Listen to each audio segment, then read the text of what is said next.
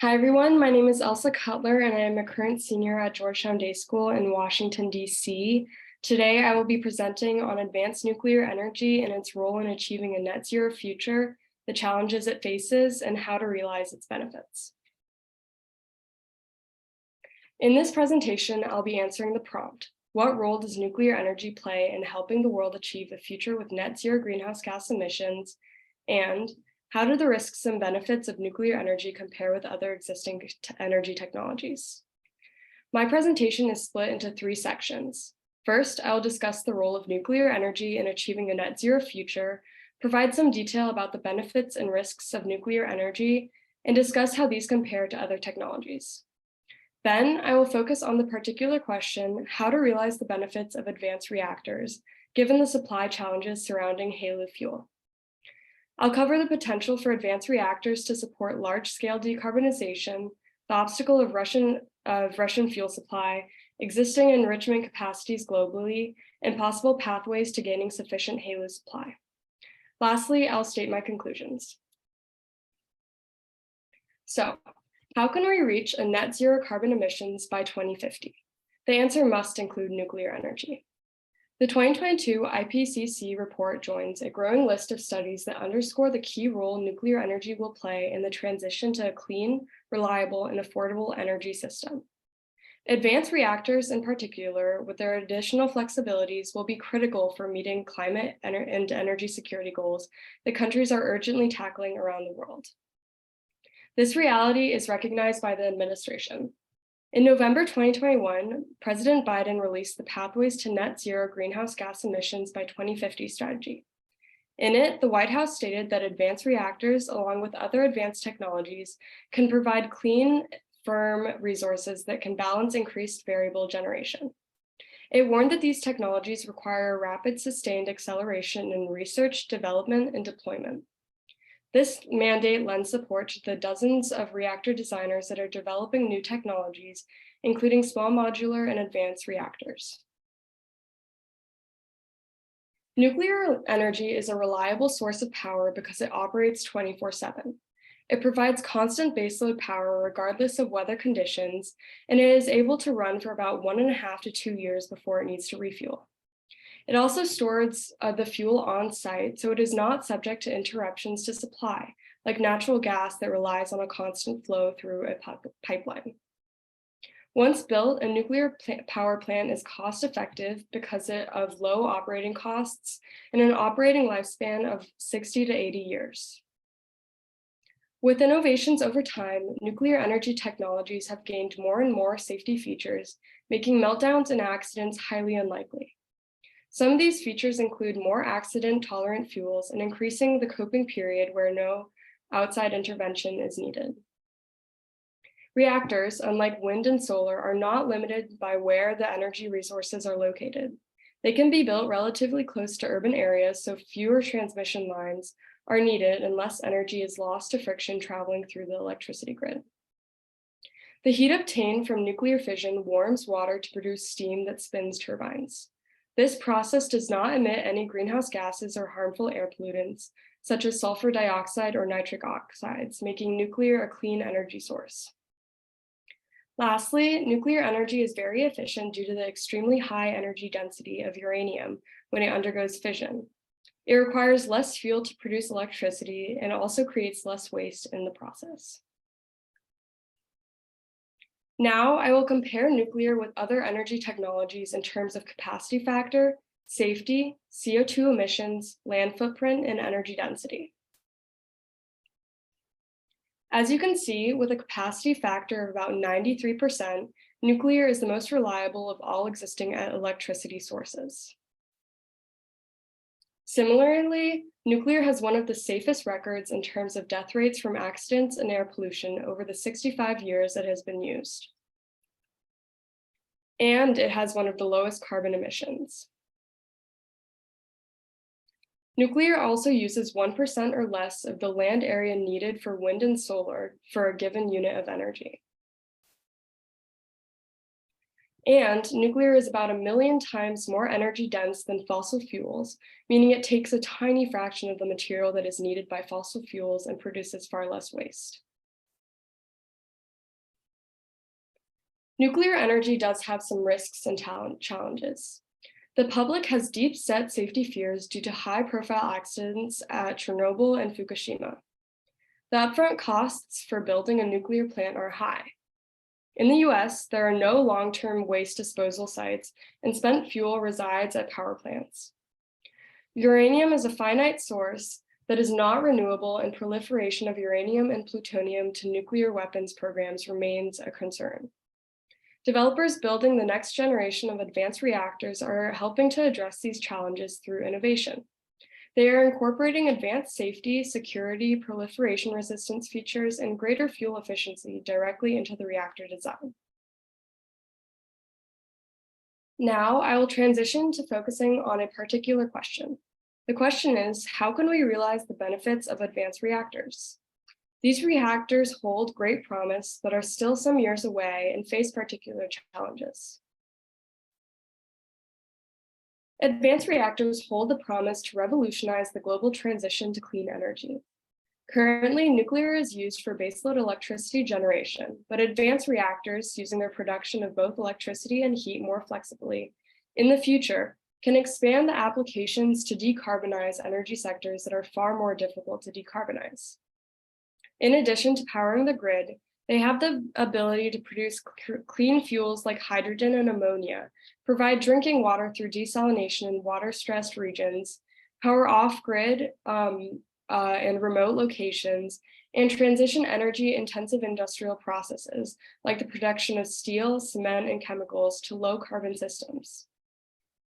These applications could revolutionize the global transition from fossil fuels to a clean, reliable, and affordable energy system that meets energy demands across the electricity, transportation, and industrial energy sectors. Most advanced reactors use a fuel called high-assay low-enriched uranium, or HALEU, which is uranium enriched to levels between 5 and 20%. In comparison, commercial reactors in operation today use low-enriched uranium, or LEU, which is enriched to 3 to 5%. HALEU is key to realizing the benefits of advanced reactor technologies. HALEU fuel allows the reactor to be smaller because the fuel generates more power per unit volume.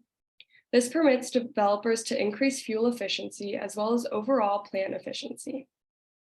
HALEU increases the fuel burnup, meaning a reactor could go for decades without refueling.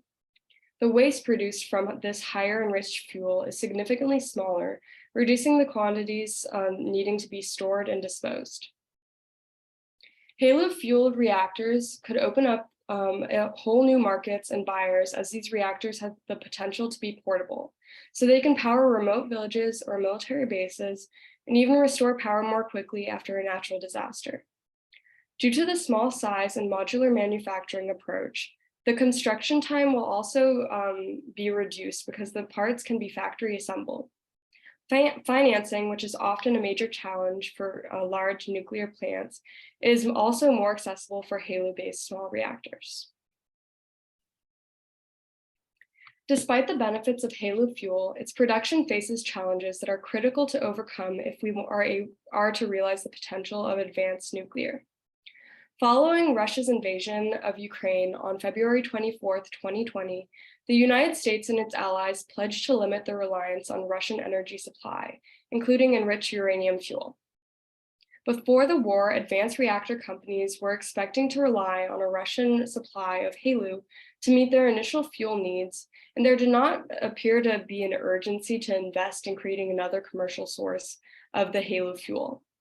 In light of the Russian war, this changed, and advanced reactor companies are looking to find alternative sources. My hypothesis is that through a combination of efforts, alternative sources of HALEU can be identified to replace a Russian fuel supply and allow advanced reactors to meet deployment timelines and fulfill the promise of this technology.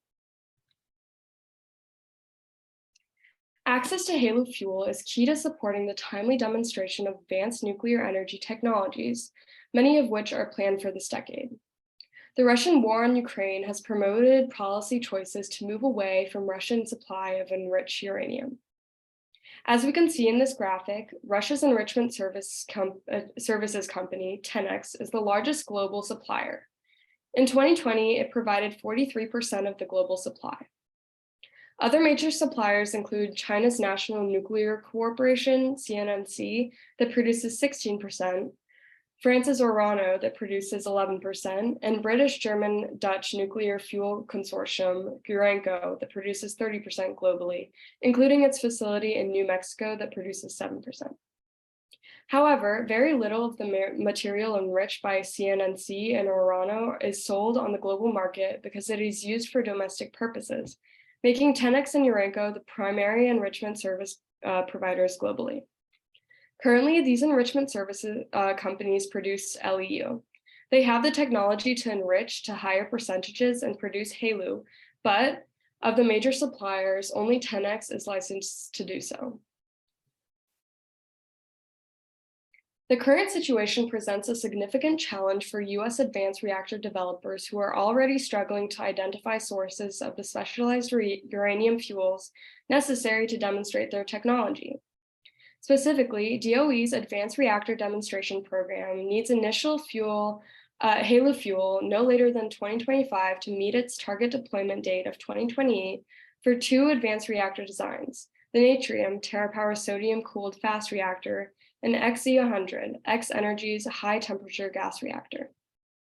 These 2 developers are receiving $2.5 billion in funding through the Infrastructure Investment and Jobs Act to support the deployment of their design, but will be unable to meet their schedule if HALEU is not available.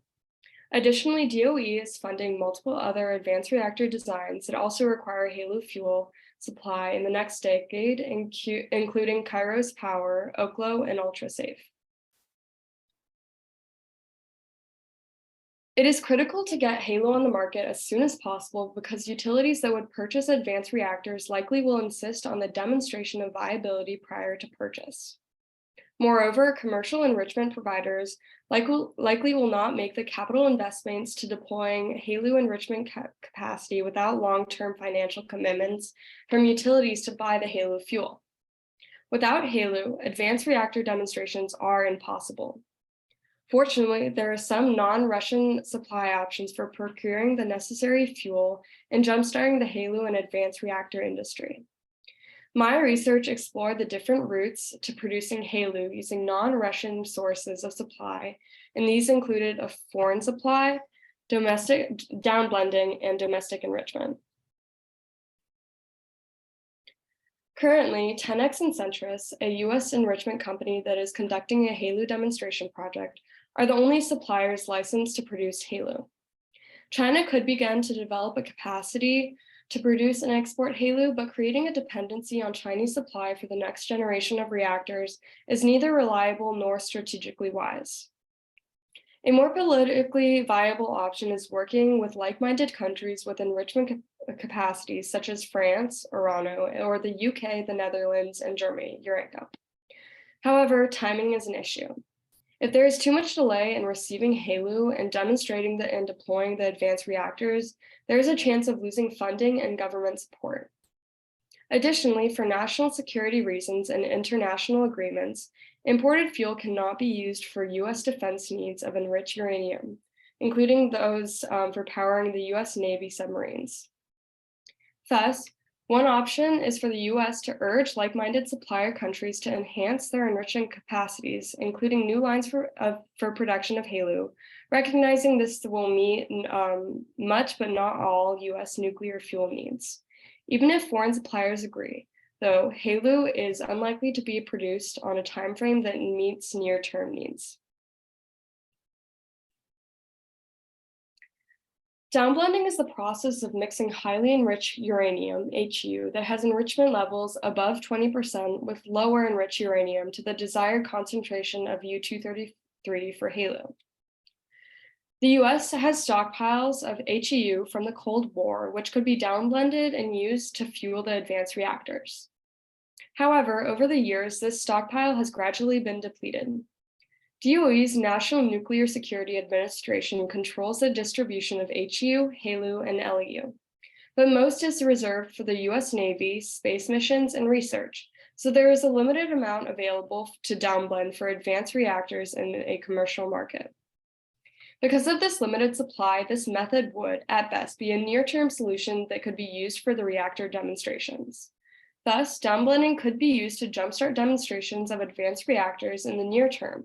This would enable deployments to move forward on schedule and create a demand that will incentivize the necessary investments to establish a HALEU supply chain to meet future demand. Building a domestic commercial scale capacity and supply chain for HALEU requires significant investment by public and private sectors. Private sector investment is particularly difficult to obtain due to the lack of current demand for HALEU fuel. Recognizing this, the US is taking a number of actions.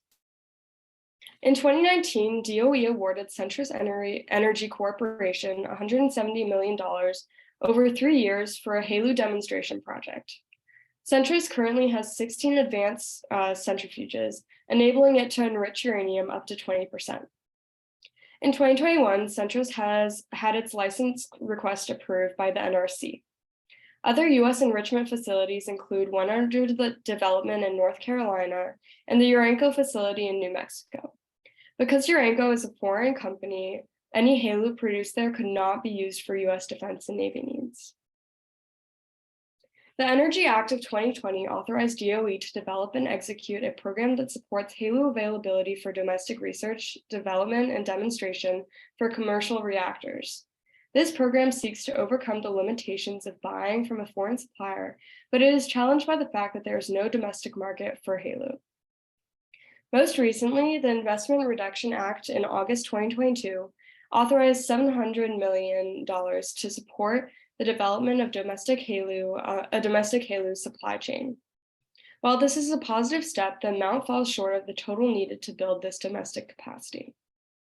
Thus, domestic enrichment capabilities provide a long-term solution of HALEU fuel for both advanced reactor and US defense and naval needs, but are costly. Investing in a commercial scale enrichment capacity would allow the US to reestablish global leadership in enrichment services and reduce reliance on foreign partners. These findings support my hypothesis.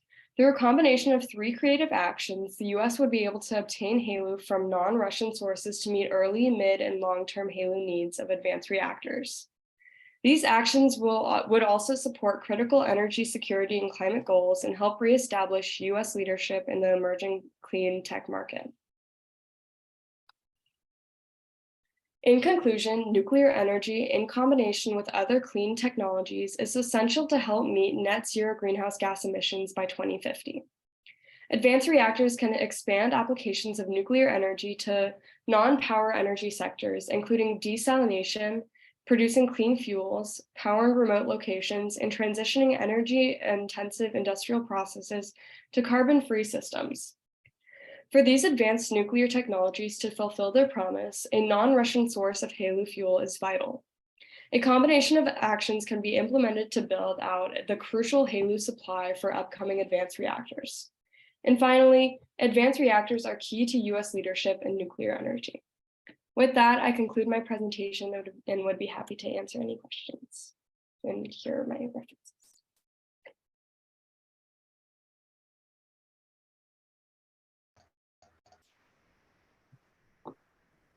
So Elsa, I'll just go ahead and start. This is excellent. Thank you very much for presenting. I just have a few follow-up questions for you. So you've discussed baseload generation, and I think you've identified a very appropriate application for nuclear energy. Talk about how that and variable generation work together to meet energy needs. Are you talking, sorry, could you rephrase your question? I'm kind of confused. Sorry. Sure. So let's start, I'll break it into 2. Okay. What is baseload power generation and why is it important? And how does it complement variable generation to achieve net zero outcomes? So baseload power, it's what is providing energy to the grid. And I think that for So, sorry, sorry. It's okay.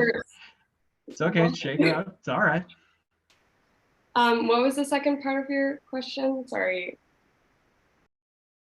Deep breath. The two that still need to be answered. What is baseload power, and how does it work with variable generation to meet energy needs?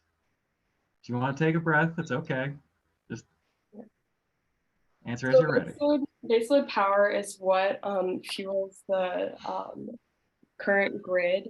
And I think that it's able to pair, like nuclear is able to pair with other technologies because it's able to ramp up and ramp down. So for example, when the sun comes out, it's able to ramp down and it can be used, this energy can be used for other applications when there is an excess, like for example, for desalination. It also can be stored and used at a later time.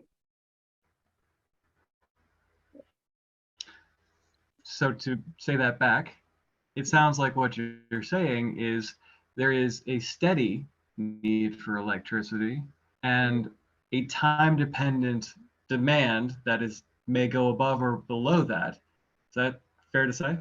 Mm-hmm. Fantastic. Thank you. Elsa, that was very good research there. And the question I have is, you mentioned that there was a bias, and what were some of the key biases that you saw when you were doing research for this? Well, I think that with like the hypervolt accidents, like with Fukushima and Chernobyl, I think that there is a bias that nuclear energy is not safe. But like looking into it, it's very, these accidents are very unlikely. Like for example, Fukushima, it was caused because of like two natural disasters, not one, but when you're actually looking at the deaths related to it, like the tsunami caused a lot of the deaths, and there were people that had to evacuate, but there wasn't really any deaths related to like the radiation. So I think there is a general fear of nuclear because of, well, nuclear weapons, and just the radiation and like it not being safe. But when you actually look at it, like the radiation isn't necessarily an issue.